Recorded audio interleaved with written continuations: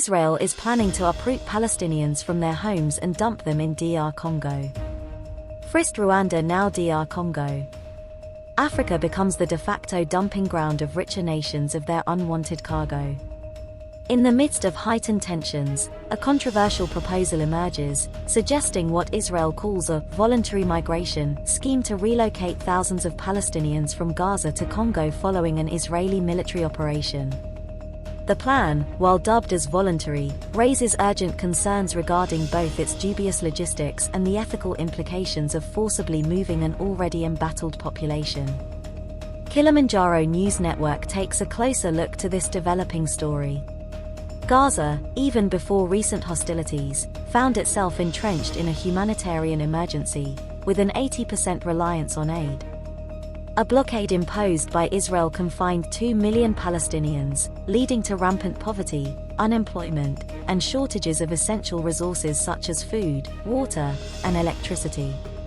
Now, with the looming threat of renewed bombardment, this proposed mass exodus adds another layer of uncertainty to the already dire situation. Details surrounding the mechanics of the removals, conditions for refusing relocation, and applicable legal safeguards remain sparse. The absence of parallel plans to rebuild Gaza's economy, infrastructure, and governance capacity for those who stay behind deepens the skepticism surrounding the proposal. Critics point to accusations of ethnic cleansing, highlighting support from the Israeli far-right, which sees the scheme as a means to achieve sweeping demographic changes. Africa, in this context, becomes the reluctant bearer of responsibility due to the reluctance of other richer nations to host settlers. Within Africa, perspectives are divided. Some envision building Pan-African solidarity by welcoming fellow marginalized Arabs, while others question why their nations must absorb a crisis instigated by foreign states. The strain on local resources from existing refugees adds another layer of complexity, potentially sparking backlash. Beyond the immediate financial burdens associated with assimilating a large population, questions persist regarding lasting geopolitical changes if removals reach a significant scale. The proposal not only threatens Palestinian identity and statehood but also introduces new security threats to African nations. In essence, while the desire for a swift resolution to violence is understandable, the arbitrary mass relocation of Palestinians appears unjustifiable. Beyond the probable violations of international law concerning coerced movement of peoples, it perpetuates the suffering of an already aggrieved population.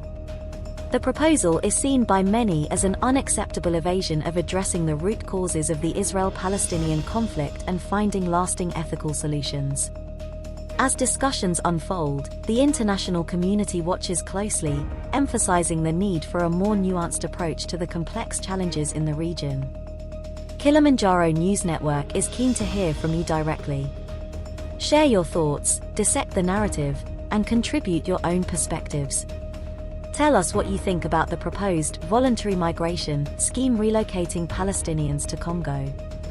Do you see it as a viable solution to the ongoing conflict or a problematic attempt at demographic change? Do you agree that Africa should shoulder the responsibility of hosting displaced populations from conflicts instigated by rich foreign states? Why is Israel not considering it European and American allies with better facilities? Considering the accusations of ethnic cleansing, what is your perspective on the role of the Israeli far-right and their support for the mass relocation plan? How might this influence the dynamics of the proposed scheme? What do you think about ethical implications of coercive relocation and its possible violations of international law? What is your say about African leaders signing up to such deals? Let the conversation begin. Send us your messages. Remember to like, share, and subscribe to Kilimanjaro News Network, the authentic voice of Africa. Kilimanjaro News Network broadcasts in Swahili, Arabic, English, and French.